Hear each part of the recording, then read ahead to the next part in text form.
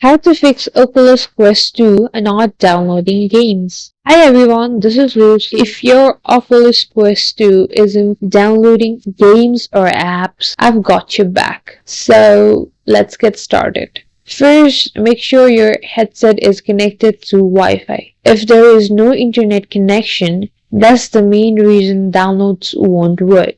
So double check your connection. Next, check if you have enough storage. If your device is nearly full, you won't be able to download new content. Clear some space and try it again. If that doesn't work, try restarting your headset.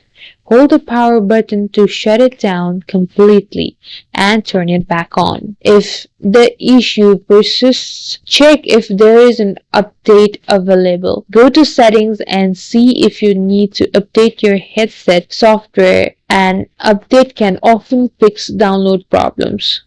And those were the main tips to solve this problem. Don't forget to like and subscribe for more tips. I'll meet you guys in the next video.